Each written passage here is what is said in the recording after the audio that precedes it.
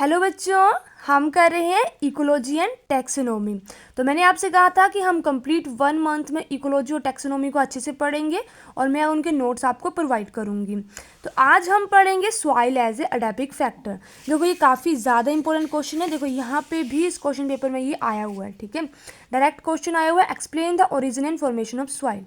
क्योंकि ये यूनिट 2 का अकेला क्वेश्चन है तो ये सीधा ऐसे ही आता है, तो आपको ये छोड़ के नहीं जाना है, ठीक है। काफ़ी इंपॉर्टेंट क्वेश्चन है ये और हम कोशिश करेंगे कि हम सॉइल को आज कंप्लीट कर लें और इसके नोट जो है शाम तक आपको हमारे टेलीग्राम चैनल बॉटनी स्टूडेंट पे मिल जाएंगे। स्टार्ट करते हैं soil as a adaptive factor. देखो हमारे पास दो तरह के फैक्टर होते हैं, इन्वायरमेंटल फैक्टर या इकोलॉजिकल फैक्टर। एक होते हैं अडैप्टिव फैक्टर और एक आ जाती है हमारे पास क्लाइमेटिक फैक्टर। अडैप्टिव फैक्टर में हमारे पास अकेले आ जाती है सॉइल और क्लाइमेटिक में तो हमारे पास लाइट, टेम्परेचर, विंड, वेलोसिटी, ये सब चीज़ें आ जाती हैं। सॉइल क्या होती है हमारे पास, जो सरफेस की लेयर होती है, ठीक है, सरफेस लेयर होती है लैंड की, अर्थ की सबसे ऊपर वाली, उसको हम बोलते हैं सॉइल। हम जो है वो पढ़ेंगे, ये सब चीज़ें हम जो है सॉइल में पढ़ने वाले हैं। सॉइल में सबसे ज़्यादा जरूरी है कि सॉइल में कौन सा स्किम्फर्स का लॉ लगता है। तो स्किम्फर्स का सेकेंड लॉ लगता है सॉइल में। और स्किम्फर्स का सेकेंड लॉ हमारे पास क्या बोलता है कि किसी भी एरिया की जो वेजिटेशन है वो डिपेंड करती है उसकी सॉइल के ऊपर, ठीक है। आप यहाँ पे लिख भी सकते हैं, मैंने यहाँ नहीं लिखा है, आप इसको एक्सप्लेन करके लिख सकते हैं। एग्जाम में 1 मार्क्स का क्वेश्चन भी आता है कि स्किम्फर का सेकेंड लॉ किससे रिलेटेड है, तो वो सॉइल से रिलेटेड है, ठीक है। थर्ड लॉ किससे रिलेटेड है हमारे पास, ठीक है। अब बात करते हैं हम सॉइल फॉर्मेशन के बारे में सबसे पहले, ठीक है। तो इसमें हमारे पास आ जाता है वेदरिंग ऑफ रॉक कि सॉइल कैसे बनती है। तो वेदरिंग ऑफ रॉक से बनती है, जिसमें सबसे पहली चीज़ आती है केमिकल वेदरिंग, जिसमें हाइड्रेशन, कार्बोनेशन, ऑक्सीडेशन और रिडक्शन कि जो हमारी रॉक है, वेदरिंग होता है रॉक का टूटना, ठीक है। तो केमिकली हाइड्रेशन होने से, हाइड्रोलाइसिस होने से, कार्बोनेशन होने से और ऑक्सीडेशन रिडक्शन से हमारी जो रॉक है वो टूट के मिट्टी हो जाएगी, ठीक है। फिजिकल वेदरिंग में हमारे पास आता है heating and cooling, वेल्टिंग, drawing, freezing, glaciation और विंड। ये सब फैक्टर्स जो हैं उनकी वजह से क्या होता है, हमारी जो रॉक है वो टूटती है, ठीक है। जब हम जियोग्राफी पढ़ते हैं तो जियोग्राफी में काफ़ी ज़्यादा डिटेल में इसको बताते हैं कि कैसे केमिकल, फिजिकल और बायोलॉजिकल वेदरिंग होती है। अब नेक्स्ट हमारे पास आ जाती है बायोलॉजिकल वेदरिंग। तो वो किससे होती है, bacteria, fungi, lichen, due to their acid की वजह से, ठीक है। तीन चीज़ें हमने देख ली कि कैसे हमारे पास जो रॉक है वो टूट के मिट्टी हो रही है, ठीक है, वेदरिंग हो रही है उसकी। उसके बाद नेक्स्ट हमारे पास आता है सॉइल फॉर्मेशन में ही पैडोजेनेसिस। पैडोजेनेसिस क्या होता है हमारे पास, जो हमारे पास वेदरिंग हुई है, ठीक है, फिजिकल, केमिकल या फिर बायोलॉजिकल, जो हमारे पहाड़ टूट के, ठीक है, मिट्टी बनी है उनसे, वो चेंज हो जाते हैं, fully develop the true soil. Rocks थोड़े थोड़े टूट रहे थे और अब वो कंप्लीट एक ट्रू सॉइल में बन गए, तो उसको बोलते हैं पैडोजेनेसिस, ठीक है। Simple simple process of soil development को हम बोलते हैं पैडोजेनेसिस और स्टडी ऑफ सॉइल क्या होती है, पैडोलॉजी। नेक्स्ट हमारे पास आ जाता है सॉइल टाइप, ठीक है। सॉइल फॉर्मेशन हमने देख लिया, सॉइल टाइप की बात करते हैं तो रेजिडुअल सॉइल क्या होती है, जो हमारे पास सिंपल सॉइल फॉर्म्ड होती है वेदरिंग और पैडोजेनेसिस से, उसको बोलते हैं रेजिडुअल सॉइल। रेजिड्यू का क्या मतलब होता है, जो नीचे बच जाता है, ठीक है। नेक्स्ट आता है ट्रांसपोर्टेड सॉइल। सॉइल टाइप में दो तरह की सॉइल है। ट्रांसपोर्टेड सॉइल वो होती है जो कहीं से दूसरी जगह से यहाँ पे आ रही है, ठीक है, ट्रांसपोर्ट होके आ रही है, जिसमें सबसे पहले आती है एल्यूवियल सॉइल। कोई नदी है उसके साथ पहाड़ों से कोई या फिर किसी कहीं से जो आ रही है सॉइल, उसको बोलते हैं एल्यूवियल सॉइल। क्लूवियल सॉइल जो ग्रेविटी के थ्रू आ रही है। पोलोनियन सॉइल जो एयर के थ्रू आ रही है। ग्लेशियर सॉइल जो ग्लेशियर के थ्रू आ रही है। रॉक्स की बात करते हैं तो रॉक्स हमारे पास जो है वो 3 टाइप की होती हैं, ठीक है, हमने जियोग्राफी में बहुत बार पढ़ा है। Igneous rock, sedimentary rock, metamorphic rock. सबसे पहले इग्नियस रॉक बनती है हमारे पास, जैसे लावा निकलता है वो ठंडा होता है हमारे पास, तो उससे सबसे ऊपर जो लेयर बनती है वो होती है सेडिमेंट्री रॉक, ठीक है। और ये जब नीचे चले जाती है इग्नियस और सेडिमेंट्री रॉक, तो इनसे बनता है मेटामॉर्फिक रॉक। इनमें क्या क्या चीज़ें आती हैं आपकी, ग्रेनाइट, बेसाल्ट, सैंडस्टोन, कोल और लाइमस्टोन। और मेटामॉर्फिक में आ जाते हैं हमारे पास स्लेट और मार्बल। थर्ड चीज़ हमें यहाँ पे पढ़नी है सॉइल प्रोफाइल, ठीक है। थर्ड टाइप आ गया हमारे पास। सॉइल प्रोफाइल में हमारे पास आया था ए जोन, बी जोन, सी जोन, डी जोन। देखो मैं ये सब कंप्लीट करवा रही हूँ, आपको जब क्वेश्चन आएगा तो आपको ये सारी की सारी चीज़ें लिखनी है, ठीक है। Soil formation, soil composition, soil profile, ठीक है। तो ए जोन में हमारे पास क्या आती है, सबसे ऊपर लिटिल ऑर्गेनिक लेयर होती है हमारे पास कंपाउंड की, टॉप लेयर जिसको बोलते हैं, ठीक है। ये वाली जो लेयर है इसमें डफ होती है हमारे पास, ठीक है, जिसको हम बोलते हैं पार्शली डिकम्पोज। यहाँ पे ह्यूमस होता है, ये मिनरल्स की लेयर आ जाती है। उसके नीचे आ जाती है बी जोन में हमारे पास सब सॉइल जोन, ठीक है, जिसको हम जोन ऑफ इल्यूविएशन भी बोलते हैं। जो हमारे बड़े बड़े प्लांट होते हैं उनकी जो रूट्स होती हैं वो बी जोन तक जाती हैं। सी जोन में हमारे पास वेदर रोक आ जाती है, स्मॉल रोक जोन बोलते हैं, और जो डी जोन है उसमें हमारे पास पेरेंट रोक आ जाती है। ठीक है, आपको सेम ऐसे ही अगर आप बना दोगे ना, ठीक है, ऐसा ही क्वेश्चन कर दोगे तो आपको अच्छे मार्क्स मिल जाएंगे।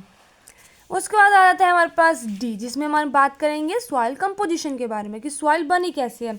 अभी तक हमने क्या देखा, सॉइल फॉर्मेशन देख लिया हमने, ठीक है, सॉइल टाइप देख लिए। अब हम बात करेंगे सॉइल प्रोफाइल देखने के बाद सॉइल कंपोजिशन के बारे में। तो हमारे पास बनी है मिनरल मेटल से, सॉइल वाटर से, ऑर्गेनिक मेटल से, सॉइल लेयर से और सॉइल ऑर्गेनिज्म से। मिनरल मेटल में बात करें तो हमारे पास 25 एलिमेंट होते हैं पूरे पूरे मिनरल्स, जिनमें से 16 एलिमेंट जो है असेंशियल होते हैं हमारे प्लांट्स के लिए। ये डिवाइड होते हैं 2 कैटेगरी में, एक माइक्रो न्यूट्रेंट्स होती है हमारे पास और एक होती है हमारे पास मैक्रो न्यूट्रेंट्स।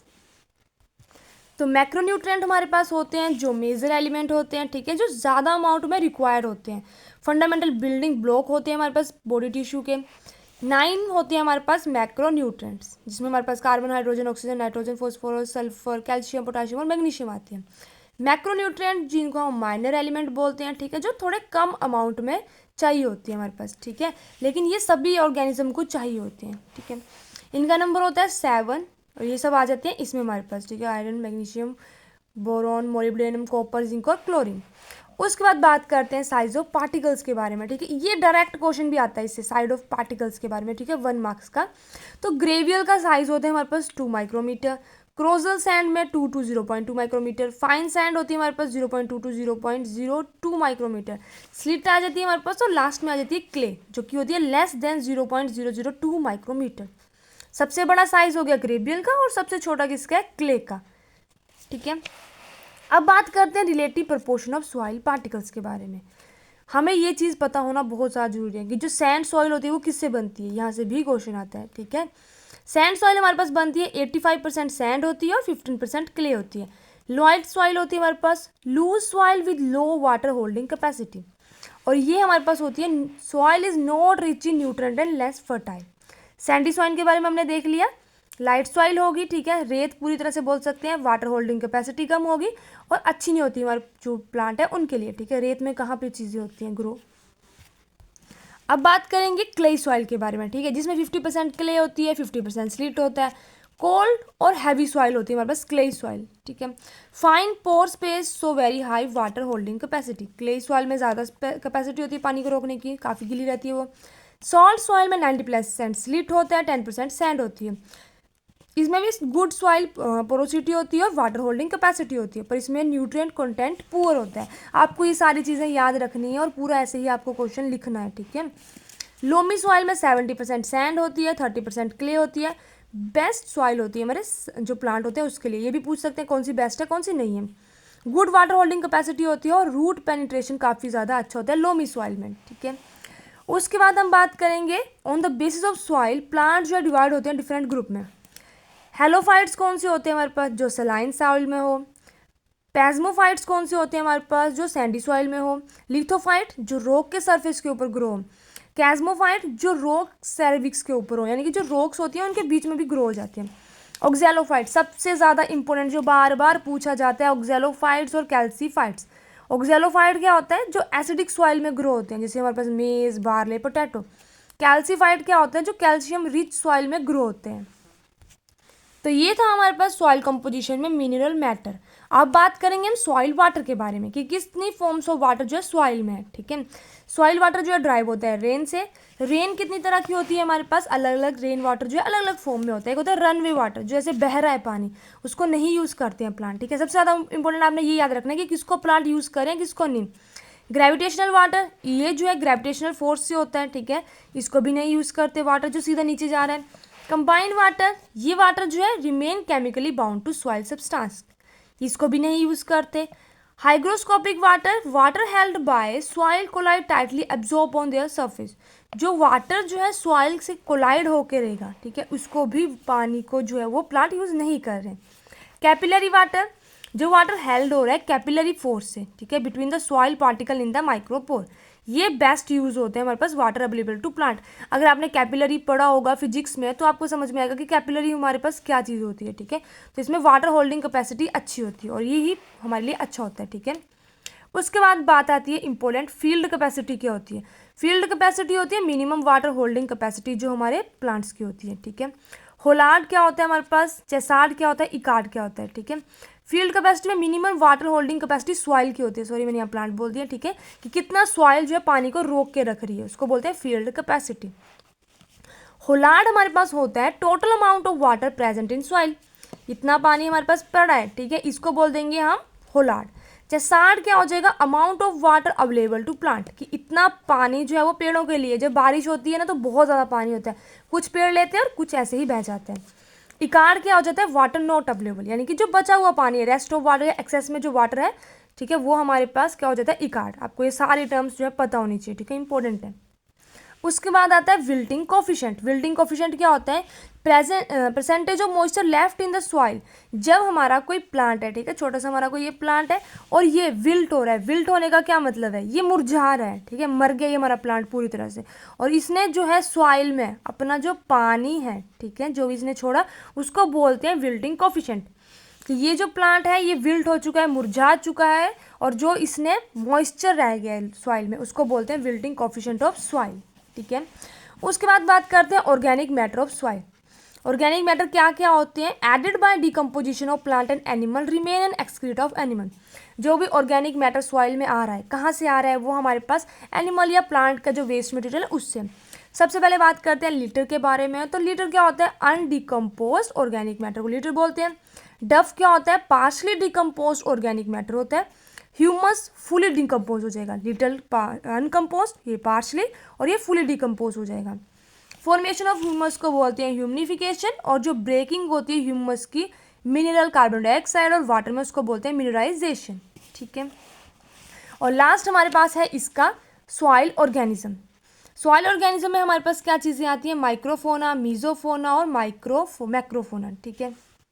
तो यहाँ पे हमारे पास सॉइल कंपोजिशन खत्म हो गई और सॉइल ऑर्गेनिज्म लग रहा है, ठीक है, फिफ्थ पार्ट यहाँ पे लग रहा है।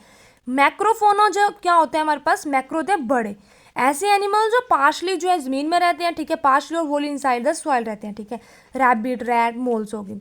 मीजोफोना होता है अर्थोपोड्स, जो हमारे पास निमाटोड्स होते हैं, एनालिडा होते हैं, मोलस्कस होते हैं, ठीक है, जिसमें अर्थवॉर्म आ जाते हैं, स्नेल्स आ जाती हैं, ये हो जाते हैं हमारे पास मीजोफोना, जो अंडरग्राउंड ही रहते हैं।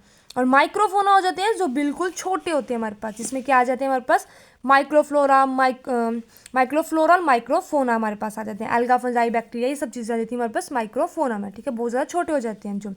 तो ये था हमारा कंप्लीट सॉइल, ठीक है, हमने कोशिश की है, वीडियो थोड़ी सी ज़्यादा बड़ी हो की है, ठीक है। तो अब इसके जो नोट्स हैं वो मैं आपको शाम तक प्रोवाइड कर दूंगी, ठीक है। वीडियो अच्छी लगी वीडियो को लाइक करें, और जो भी आपका कमेंट है आप लिख सकते हैं, ठीक है, जो भी आपका डाउट है तो आप लिख सकते हैं। इसी के साथ वीडियो कंप्लीट होती है। Thank you.